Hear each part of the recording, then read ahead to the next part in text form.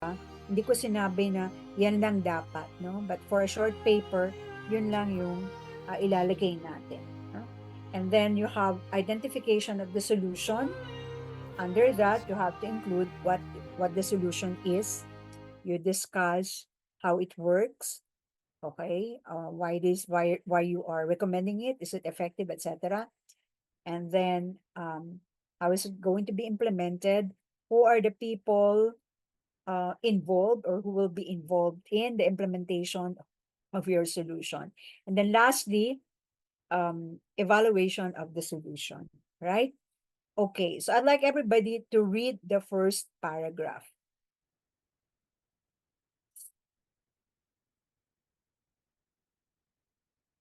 Everyone. Sana lahat na nakikinig, no?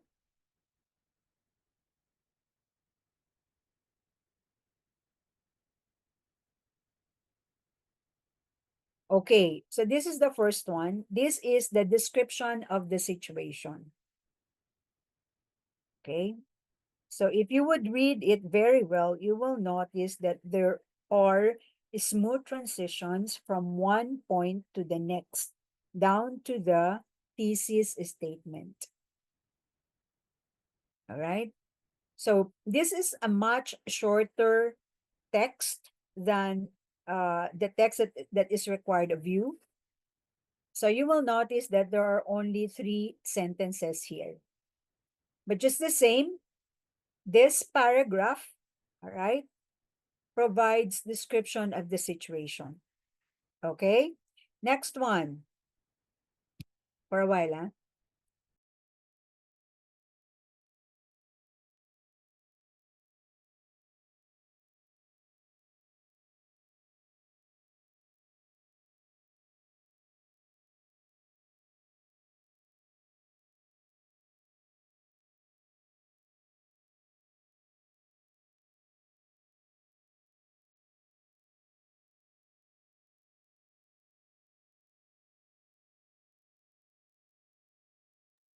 Ay, nako, sorry. All right. Asa na tayo? Aray ko. So the first paragraph again is the description of the situation. Okay? So there are smooth transitions here. Okay? So from the first sentence down to the thesis statement.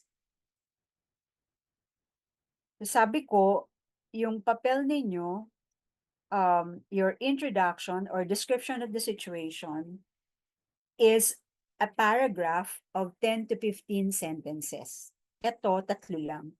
Kasi sabi ko nga, this is a much shorter text than your text. Right? Now let's go to the second paragraph. Everybody read the second paragraph.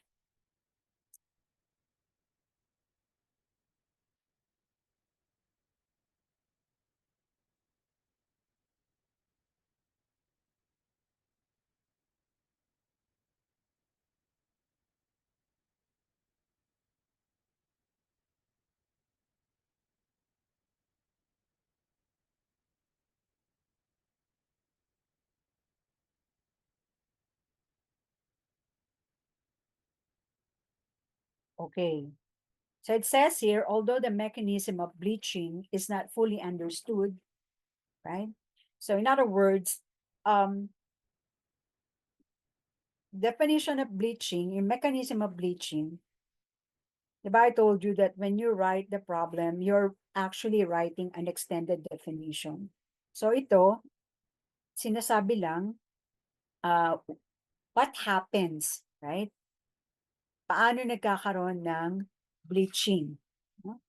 But still the same, andito pa rin yung pinag-uusapan, what is it? And then what causes and the impact or effects. All right. Next, the third paragraph. Does the third paragraph state a solution or the solution? If it has a solution, write the number, yung superscript. Atong first sentence is superscript number 9, 9. Then the second sentence is 10.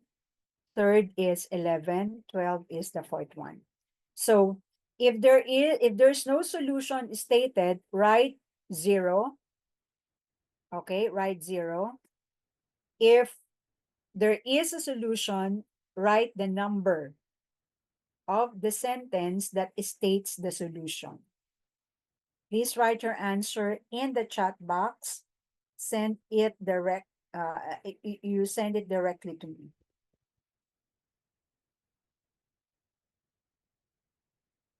Again, in the third paragraph, is the solution stated?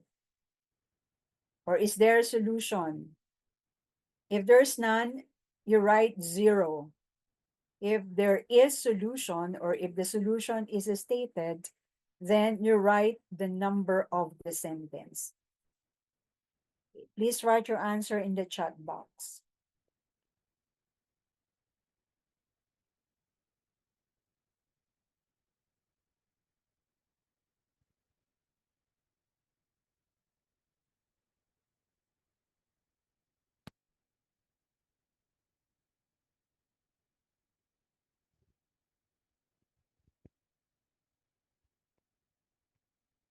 Okay, what about the rest? Oh, baka yung iba, nagdodota na. Yay. Nagti-TikTok dyan. Sige.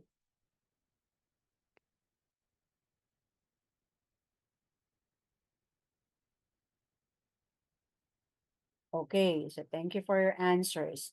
All right. So the solution is stated in the paragraph. Ano yun? The solution here is the sentence that states the solution is sentence number 11. Okay, it's number 11.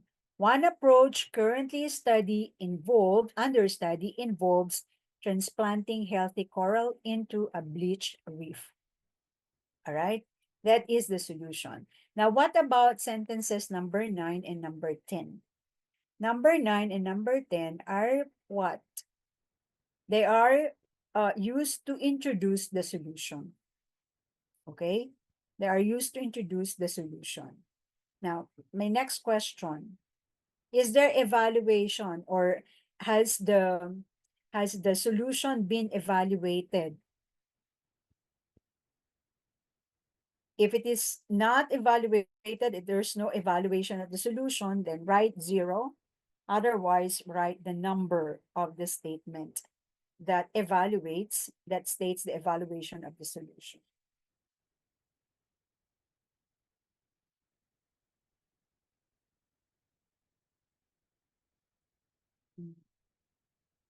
Okay. What about the rest?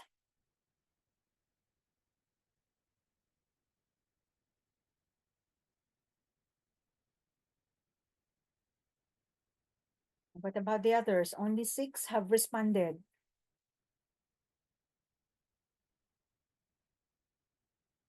Okay. All right, sige. Sige, thank you, Althea. Number lang, sinulat mo yung buong ano. Thank you. All right, so anyhow, okay. Number 12 is the evaluation. Sabi rito, however, thus far, the process has been limited success. Okay? So again, in the third paragraph, you see the solution and then the evaluation of that particular solution. Right? So is it possible to write the solution and evaluation in one paragraph? Pwede naman. For example, this one. Okay, why? Because it's a short text. But since your paper is much longer than this, then, okay, take note, then for the introduction, you have one paragraph. For the identification of the problem, you have 2 to 3 paragraphs. So 4 na yun. For the solution, you can have 2 to 3 paragraphs also. So that's already, ilan na yun? So 4, 7 na, di ba? And then evaluation, 1 paragraph. So around 7 to 8 paragraphs. So you will be writing 7 to 8 paragraphs. So yung 8 paragraph na yan, the eighth paragraph, okay, or 8 paragraphs will be maximum number of paragraphs for a 1,005 to 2,000 word essay. Did you get that? Could you show me a thumbs up sign, please, if it's understood?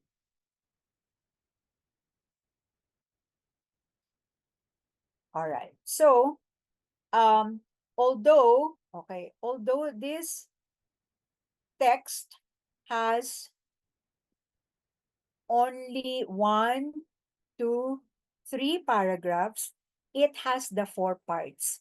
Okay? It has only 3 paragraphs, but it has 4 parts.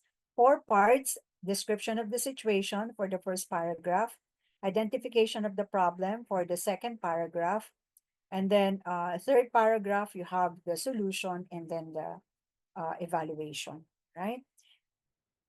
So for this one, yung evaluation, solution nila, they failed to discuss that particular approach further. Etong transplanting healthy coral into a bleach reef. So they could have added what do they mean by healthy coral, how transplanting can be done, etc. Also for the 12th, which is the evaluation, sabi dito, has been limited success. So they could have added some discussion on why the process has been limited success. Did you get that? Could you show me a thumbs up sign if it's understood?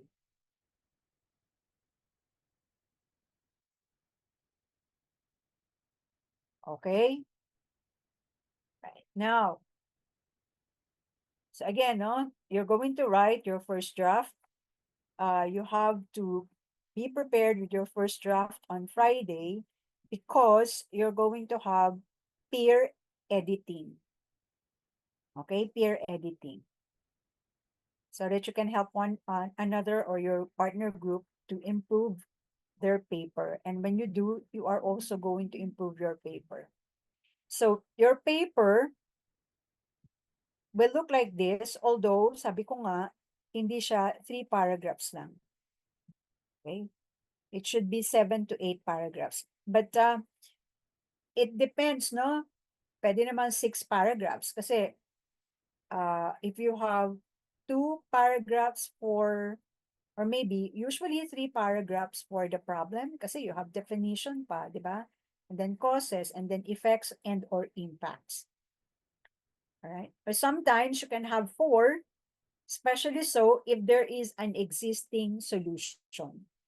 So kung may existing solution, before you introduce your problem, before you introduce your solution, you discuss muna background information of the existing solution. It's like, probably can say, there's a problem, for example, no? And then you have solution. So your solution here, to address this problem, the government has implemented a number of environmental policies, kunyari. Then, of course, we're going to discuss these environmental policies. Okay? That is the existing solution. That's not your recommended solution. That is the existing solution. So you're talking about it to introduce your recommended solution. Okay? So to address this problem, kunyari lang, no? To address this problem, the government has implemented a number of policies, kunyari, environmental policies. One of which is blah, blah, blah. So you discuss. And then to introduce your recommended solution, you can say, however, in spite of the implementation of these environmental policies, yan, no? So that will be your transition from the existing solution to your recommended solution. And then you discuss your solution. Did you get that? Could you show me a thumbs up sign if it's understood?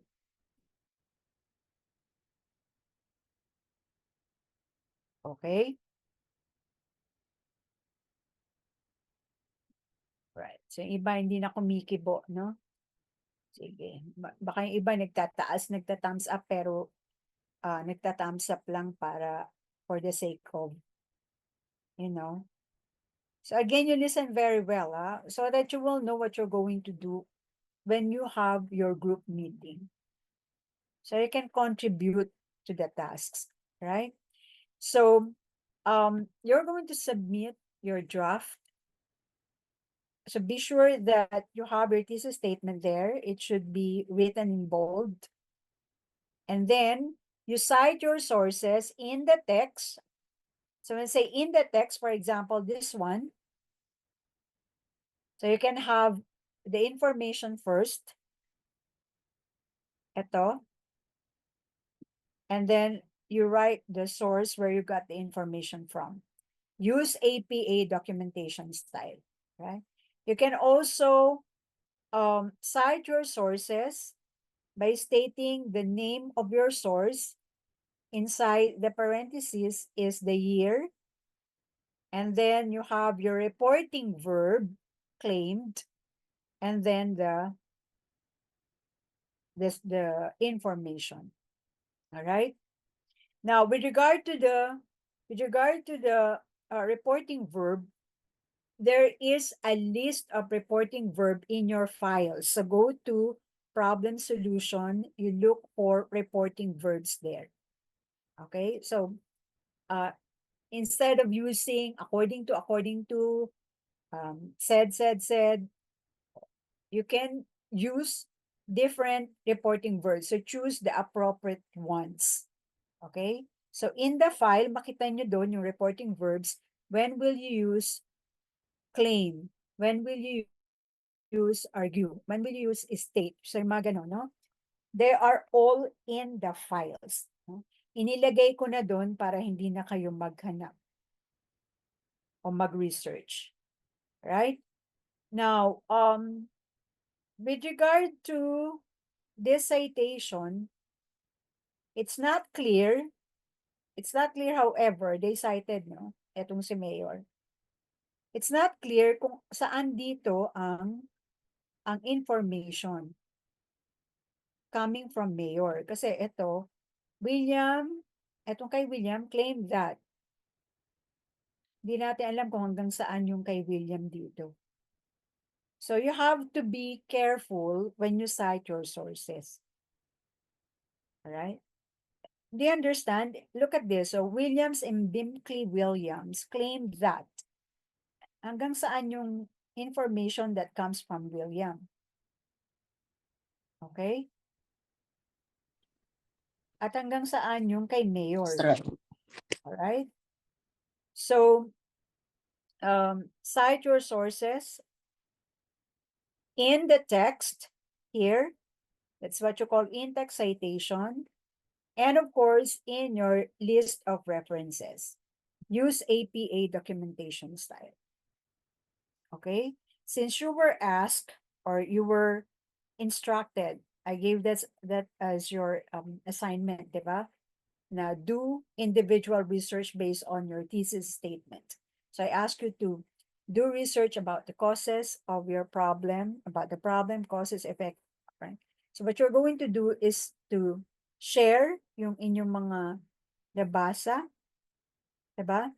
If there are a number of causes, as I said, you just focus on the major ones. So of course, since individually you did your research, I expect that you will include a number of sources in the text you will cite and in the list of references. Did you get that? Could you show me a thumbs up sign, please, if it's understood? Okay? Right. So, again, you be prepared with your first draft. Use APA documentation style. Okay? So you have to include also your outline based on, binigay ko na yung format, yung ina-expect na content at saka yung organization. Right? So, revise your outline, and then you write your first draft. That's going to be on Friday. So Friday, you will have your project, you will have your peer edited or peer editing of your first draft. Did you get that? Could you show me a thumbs up sign, please? So if you do not have the output, then you will not be able to do the task, and therefore that means 0. Okay. A question. Do you have any question?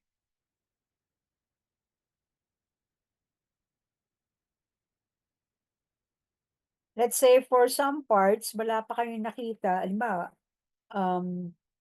dalawa pa lang yung causes na nakita nyo, but there must be other causes. Pwede naman siyang idagdag later on. Okay? But when you submit your first draft, be sure that you have information for each part that you put in the outline. Okay? Naintindihan po ba?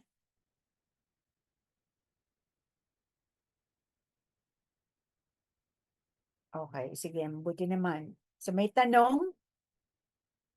Now you remember this. These are all skills, right? And these skills are not only for this class.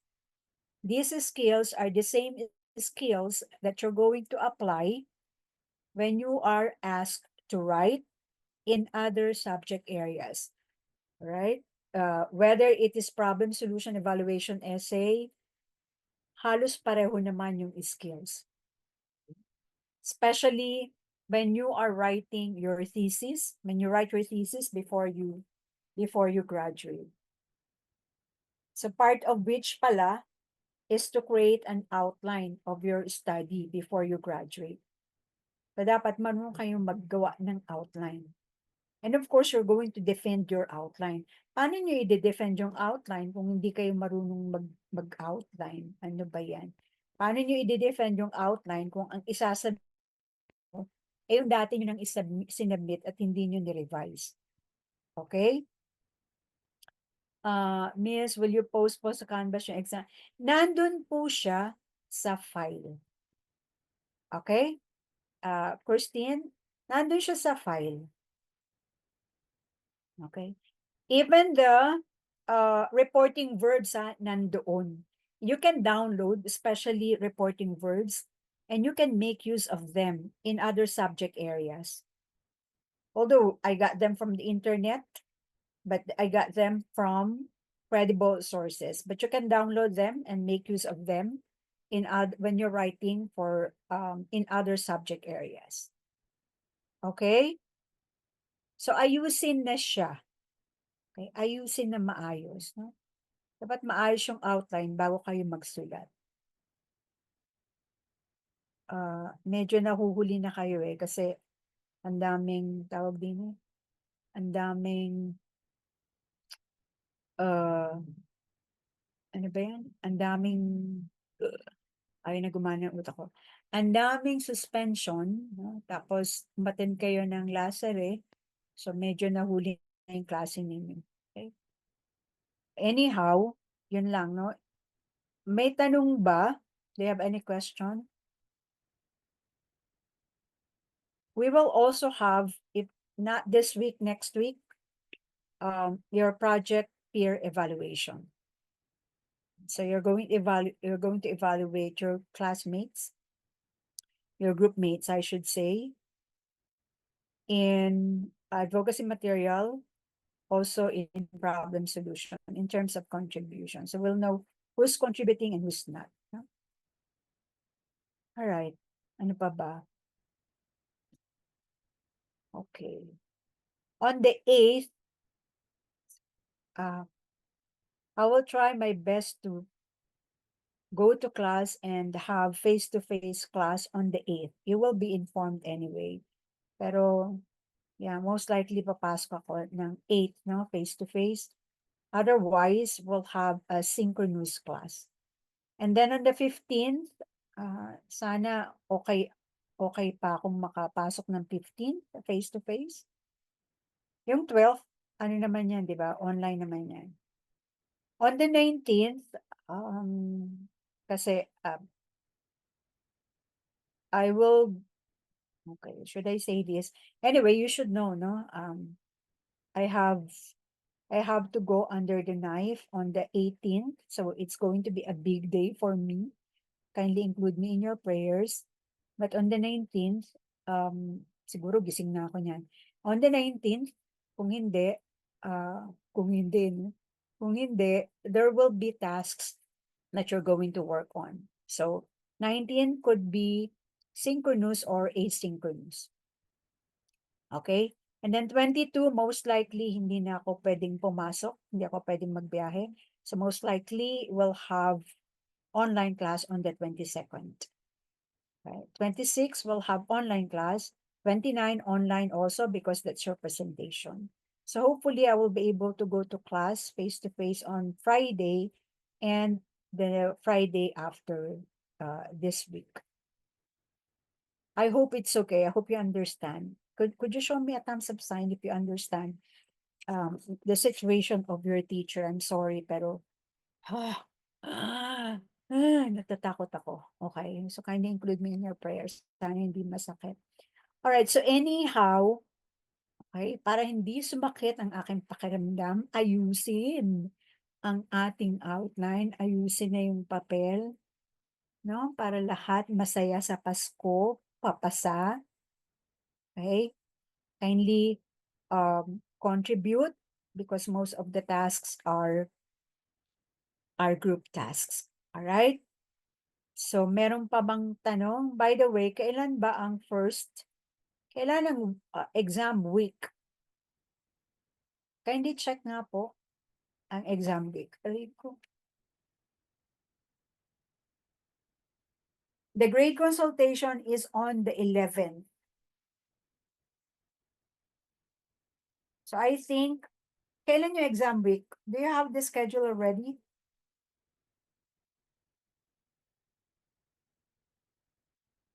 Anyone? May schedule na ba?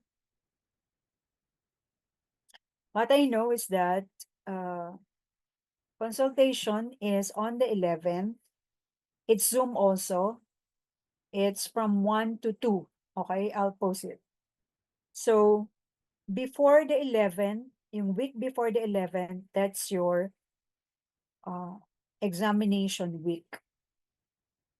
So I think examination week will start on the 2nd. Alright? Tama ba? Okay. Ayan, sige. Aray. So December 2, teka lang po sandali. Aray ko. December 2 is Monday, therefore Tuesday 3, wala na tayong pasok. So, depending on the schedule, baka mamaya may bagyo na naman or whatever. Sige, adjust natin kung yung submission, no? Pero yung 8, dapat nakapag first draft na kayo. I'm not expecting that you will write 8 paragraphs, no? Pero dapat makita na natin yung mga causes, effects, etc. in your draft. So it's going to be peer edited and then you revise kapareho ng ginawa natin sa outline before. And then after revision, you will submit. So most likely, you will submit it on the 15th. Okay? And then I will check it. Sana ma-check ko na siya by 15 hanggang 17 para masoli ko na bago mag-18. Otherwise, masoli ko siya sa inyo ng 22. Tapos you revise. Masubmit nyo siya before 28 or during the exam week. So we'll see. Okay? I don't want to get a substitute teacher for me. Kaya naman natin tong gawin. It's just that on the 22nd, I will not meet you face to face, no? Tsaka mahirapan kayong mag-adjust, pati yung substitute teacher. So anyway, you will be informed, no, of adjustments in schedule. Okay? Do you have any question? All right. So if there's none, wait, I'm going to take a picture of the attendance. Yes. Dali po.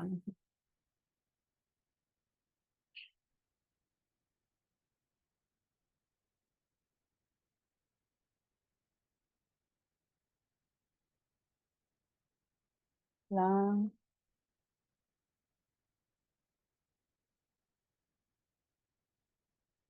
Dali po. Ah, okay. Dali, ah.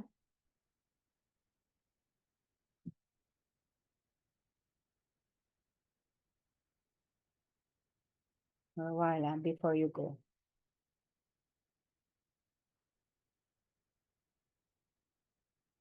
Yung iba, hindi ko na nakikita, ah.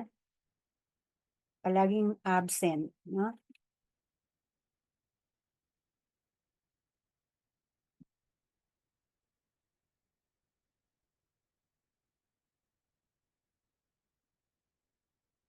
Okay. So if there's no question anymore, then I will see you on Friday. Thank you very much. Mga maagang matapos ang klase, umuwi na ng maaga. Huwag nang pumunta kung saan-saan. Baka mamaya magkaroon pa tayo ng problema. Okay? Stay safe everyone. Thank you very much. Okay, salamat.